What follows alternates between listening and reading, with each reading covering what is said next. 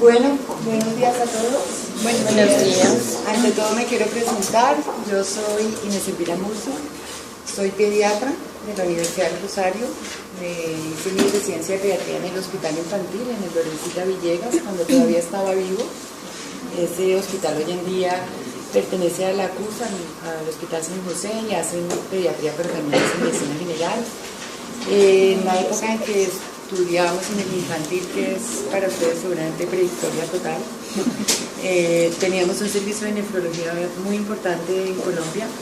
Iniciamos los programas de trasplante renal y eso me dio la oportunidad de ir a hacer nefrología pediátrica. ¿No todos me oyen bien? ¿O muy pasito? Es que no hay micrófono. Me dio la oportunidad de ir a hacer nefrología pediátrica en París, en el Hospital de Niños de París, en el Enfant Malade. Ahí tuve la experiencia y aprendizaje de trasplante renal y otros temas. Y hoy lo que quiero hacer es tratar de transmitirles en una forma muy fácil, muy comprensible, obviamente conceptos que pueden sonar un poco etéreos de la nefrología, sobre todo el glomérulo, de todo eso. Me imagino que ustedes me cuentan, si no, ya han revisado fisiología renal en medicina interna, lo han visto seguramente en adultos, según me contó la doctora Tobar, y quiero simplemente reforzar algunos conceptos básicamente del glomérulo, porque vamos a ver patología glomerular primero, y quiero que sepan que si tienen preguntas, me levantan la mano y me dicen. Si no entienden algo, me preguntan. Espero de aquí a las 12 del día que salgan con conceptos claros. Si ustedes le ponen mucha atención a esto y lo discuten y lo entienden, casi que tienen las preguntas del parcial listas para la semana entrante. Pueden complementar obviamente con los artículos que mandamos, pero voy a tratar de ser muy concisa para que les quede claro los aspectos fundamentales de estos temas en los niños. Entonces, es un gusto estar aquí con ustedes. Vamos a ver si empezamos a venir más frecuentemente a la universidad y de pronto nos volvemos a encontrar más adelante. Bueno, entonces vamos a empezar. Esta es la agenda que les propongo para hoy. Vamos a revisar síndrome nefrítico agudo, vamos a revisar síndrome nefrótico. No sabemos. A lo mejor como que me paren para que todos me oigan o caminamos por aquí. ¿Alguien me puede ayudar a pasar la diapositiva? Aquí con el teclado.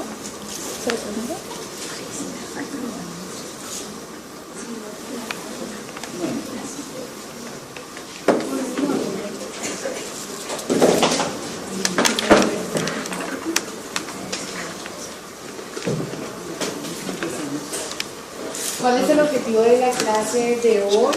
Es revisar un poquito cómo se comporta la membrana de filtración glomerular en las nefropatías, qué es lo que le pasa, y revisar los dos síndromes renales más frecuentes en los niños, que son el síndrome nefrítico agudo y el síndrome nefrótico idiopático. Esos son los dos temas fundamentales de la próxima hora más o menos. Les tengo esta información. Yo les envié los dos artículos que tienen colgados, vienen del libro de guías de pediatría práctica basadas en la evidencia, que hay varios capítulos escritos por nefrólogos, todos pediatras colombianos. Estoy yo, está la doctora Natalia Mejía, el doctor Jorge La Cruz, y si no necesitan, yo tengo este libro que son los enfoques en nefrología pediátrica, que hizo la doctora Consuelo Restrepo de Roberto. Es una nefróloga pediatra muy importante en Colombia, que ella vive en Cali, es profesora en la Universidad del Valle, y si tienen alguna inquietud adicional me mandan un mensajito, me avisen y yo les puedo conseguir alguna fotocopia de eso.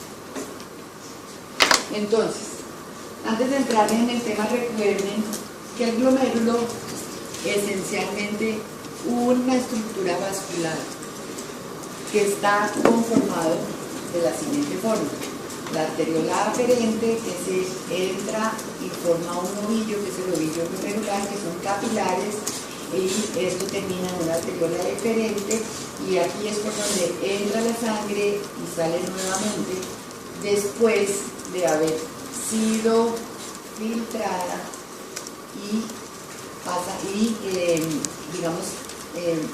formado el primer paso de la formación de orina, que es el filtrado glomerular, que pasa del sistema intravascular hacia la parte urinaria, que es la cápsula de Bowman, y luego el túbulo proximal, donde empieza todo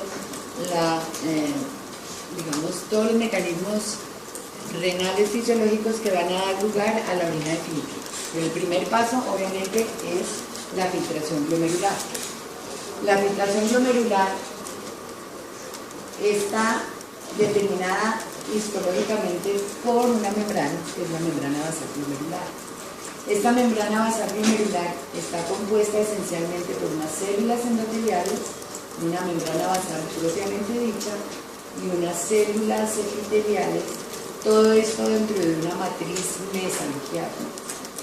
Entonces, la sangre filtrada debe pasar esta barrera y, como ustedes bien saben, la orina es un ultrafiltrado del plasma sin proteínas o virtualmente libres de proteínas. Entonces, las proteínas se quedan por aquí y vuelven a circular. ¿Cuáles son entonces las células que se pueden afectar cuando hay una enfermedad glomerular? Son todas estas, la endotelial o la membrana basal o la epitelial, o inclusive todo el complejo del mesangio, que es como el soporte donde están nadando todas estas células. Esta estructura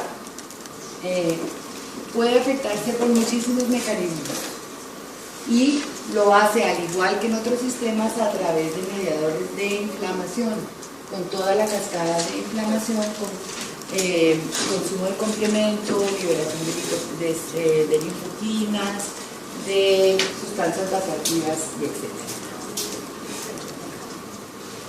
Entonces, ¿cuáles son los factores que pueden llegar a dañar estas células que conforman la membrana basal del glomero?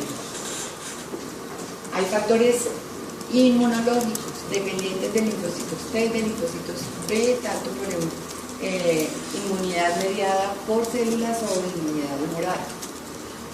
También, obviamente, como les decía,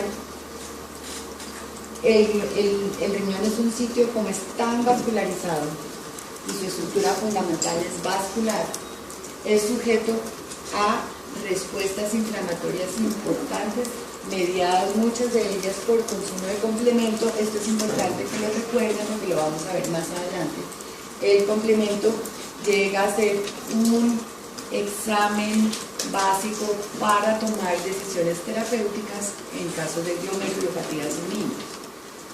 También el glomérulo se afecta no solamente por el ambiente externo inmunológico, sino también cuando hay, por ejemplo, en la diabetes, la hiperglicemia, la diabetes tipo 1, la diabetes tipo 2, todos los mecanismos hemodinámicos de la diabetes también pueden llegar a lesionar la estructura, y evidentemente la hipertensión arterial, que puede ser generada en el riñón o puede ser secundaria a una enfermedad renal, o puede agravarse por una hipertensión arterial.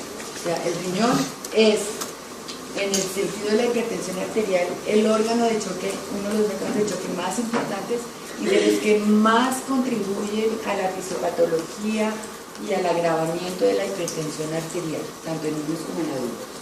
Obviamente todos los procesos que ustedes me imagino que han revisado en clases de fisiología renal, de hiperfiltración. ¿Qué quiere decir la hiperfiltración? Que el glomérulo deja pasar proteínas o pasan proteínas en pequeñas cantidades o variadas cantidades de proteínas del glomérulo hacia los túbulos, y eso es una manifestación de que el glomérulo está muy activo, con contracción de la arteriola aferente, contracción de la arteriola eferente, con unas respuestas hemodinámicas que pueden agravar el daño renal de una patología preexistente. Entonces, como ustedes ven, los mecanismos son múltiples Vamos a revisar hoy fundamentalmente mecanismos inmunológicos y de inflamación de complemento, porque vamos a hablar de glomerulopatías. Sigamos y les voy a explicar. Aquí, antes que nada, no es para que se lo aprendan, pero es importante que tengan un poquito en la cabeza la imagen histológica microscópica. Esta microscopía es muy sencilla, de cómo se ve un glomérulo normal. El glomérulo normal, aquí vemos el ovillo glomerular, vemos la membranita basal de la que le hablaba ahorita, que son membranas en microscopio de luz se ven delgadas, no se ven ni desdobladas ni engrosadas. Aquí se ven células endoteliales, células mesangiales, matriz mesangial en una distribución normal. Este es el espacio de Bowman por donde va a pasar el filtrado para ingresar la orina al túbulo contorneado proximal. Ustedes ven aquí células epiteliales delgaditas y una cápsula de Bowman completamente libre, un intersticio renal normal donde empezamos a ver aquí estas estructuras redonditas son los túbulos contorneados proximales y el intersticio renal libre de células. Esto es una fotografía normal. ¿Tienen alguna pregunta hasta ahora? ¿Alguna duda? ¿Quieren aclarar algo? Entonces, ¿cuáles son las células que influyen o que reciben las agresiones y participan en la enfermedad glomerular? Obviamente están las células endoteliales, que están repartidas obviamente dentro de la luz del glomérulo, la luz del capilar, la membrana basal propiamente dicha, las células epiteliales con sus podocitos, las células que pueden encontrarse en el intersticio, como las células mesangiales, fibroblastos, pero también el glomérulo es atacado por células circulantes, neutrófilos, monocitos, linfocitos, plaquetas, macrófagos. Toda la cascada inflamatoria sistémica también puede lesionar en algún momento las estructuras del glomérulo. Aquí es para simplemente mostrarles las capas de la membrana basal glomerular en una forma más esquemática. Entonces, aquí tenemos la parte epitelial, o sea, la parte externa de la membrana basal que da contra el espacio de Bowman, formada por estos podocitos que son prolongaciones de las células epiteliales que dejan unos poritos que es por donde se produce el ultrafiltrado de plasma para comenzar la formación de orina. Muy importante que tengan en cuenta que estas células son cargadas negativamente, son aniones, dados por una serie de proteoglicanos y unas sustancias que se llaman hepanocidados. Y normalmente estas cargas negativas repelen también un poco las cargas negativas de la albúmina y eso impide el paso de proteínas a través de la membrana basal del glomérulo. La segunda capa es la capa media, que es la membrana basal propiamente dicha, y la capa interna es la capa endotelial, donde también hay unos poritos que son las ventanitas endoteliales por donde pasa la orina de acá hacia allá. Entonces la orina se forma, sale de aquí de la sangre circulante que está dentro de la parte de la arteriola, del lado endotelial, atraviesa esta membrana basal y de aquí sale hacia el ultrafiltrado de este plasma hacia el túbulo, hacia la cápsula de Bowman y de ahí al túbulo colector. Aquí también hay cargas aniónicas negativas. Una fotografía de microscopía electrónica muy linda donde se ve esta estructura normal, la parte endotelial, la membrana basal propiamente dicha y las células epiteliales con sus podocitos y sus huequitos bien delimitados. Entonces, ¿qué es lo que pasa en muchas de las glomerulopatías y de la patología glomerular, tanto en niños como en adultos? El glomérulo puede recibir agresión inmunológica tanto por inmunidad humoral como celular. ¿Y esta fuente de anticuerpos de dónde sale? sale de antígenos fijos propiamente dichos que pueden estar localizados en las propias células que acabamos de ver, en receptores y en antígenos celulares, tanto de células endoteliales como epiteliales, como mesangiales, o de la matriz del mesanquio. Pero también pueden irse a localizar complejos inmunes circulantes que salen por estimulación inmunológica sistémica, digamos. Pueden ir y localizarse y quedar atrapados en el tumor. Y en algunas otras enfermedades, el linfocito T, y este es principalmente en el síndrome nefrótico, es donde la inmunidad celular está más afectada, probablemente por factores sistémicos que no se conocen muy bien, linfoquinas, que van y alteran las membranas basales. Entonces, aquí son simplemente imágenes de dónde se pueden localizar los anticuerpos o los complejos inmunes circulantes. Se pueden localizar tanto en los podocitos de las células epiteliales, se pueden localizar muy cerca de la membrana basal o al lado dentro de la membrana basal del lado epitelial hacia afuera, pueden localizarse en el lado endotelial o contra las células endoteliales.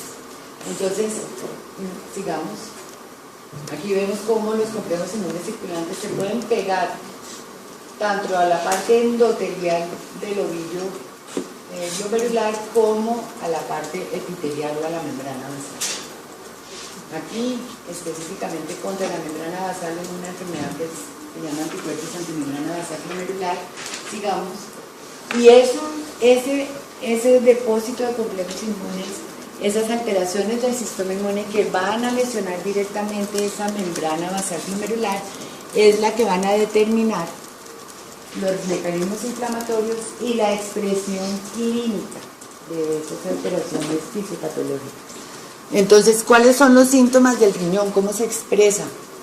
¿Cómo dice estoy enfermo? Aquí me están atacando. Hay fundamentalmente estas presentaciones y en pediatría se clasifican como hematuria, que puede ser microscópica o macroscópica, y hay entidades nosológicas específicas que se manifiestan solo por hematuria glomerular.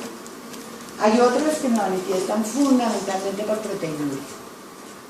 Hay unas que se asocian y forman el síndrome nefrítico, que vamos a ver ahora, o el síndrome nefrótico, o se altera la disminución de la función renal. Pero todo esto, ¿qué es?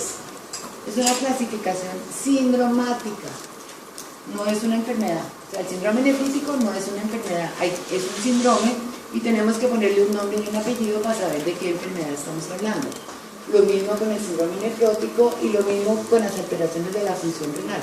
O sea, la insuficiencia renal crónica es una insuficiencia renal, es un estado fisiopatológico, pero no es la enfermedad como tal. La enfermedad de base que causa la insuficiencia renal crónica puede ser muchas cosas. Entonces, sigamos. Este diagnóstico sindromático es muy importante como tenerlo en el esquema mental, porque es el que permite buscar la causa, saber qué pronóstico puede tener, cuál es el manejo que se le va a dar.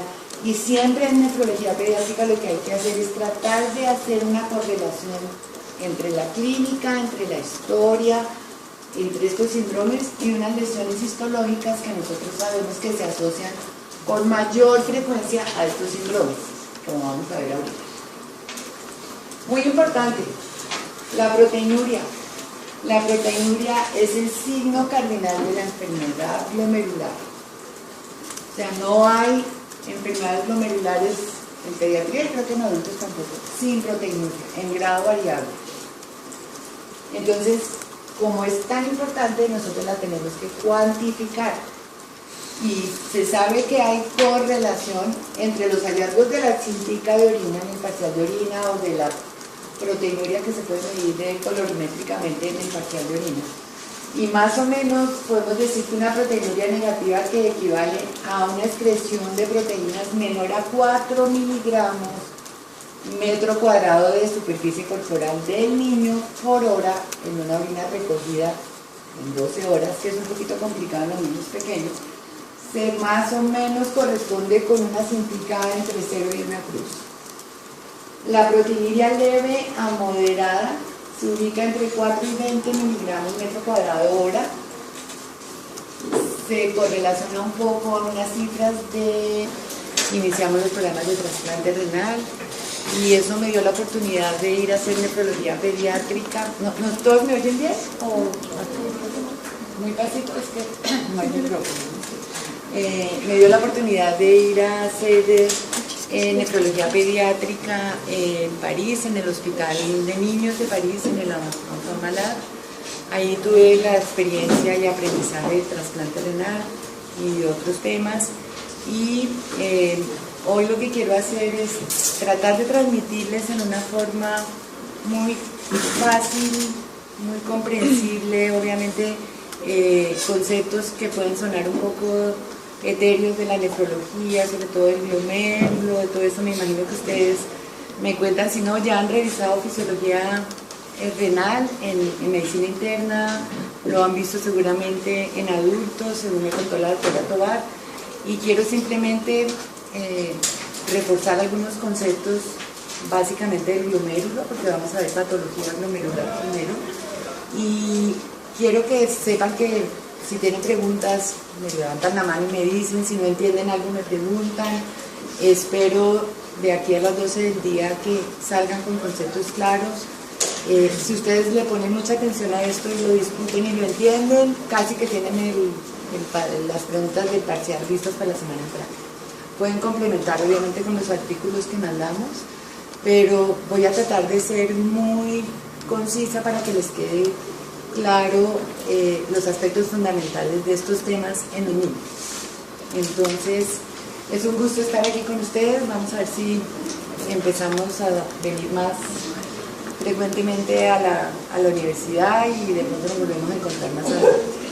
Bueno, entonces vamos a empezar. Esta es la agenda que les propongo para hoy. Vamos a revisar síndrome nefrítico agudo, vamos a revisar síndrome nefrótico. No sé, a lo mejor como que me paren para que todos me oigan o caminamos por aquí. ¿Alguien me puede ayudar a pasar la diapositiva?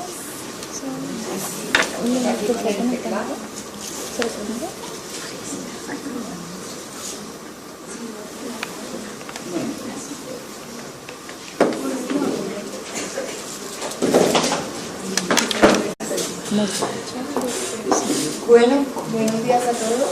Buenos días. Ante todo me quiero presentar. Yo soy Inés Elvira Musso, soy pediatra de la Universidad del Rosario. Hice mi residencia de pediatría en el Hospital Infantil, en el Lorencita Villegas, cuando todavía estaba vivo. Ese hospital hoy en día pertenece a la CUS, al Hospital San José, y hacen pediatría, pero también hacen medicina general.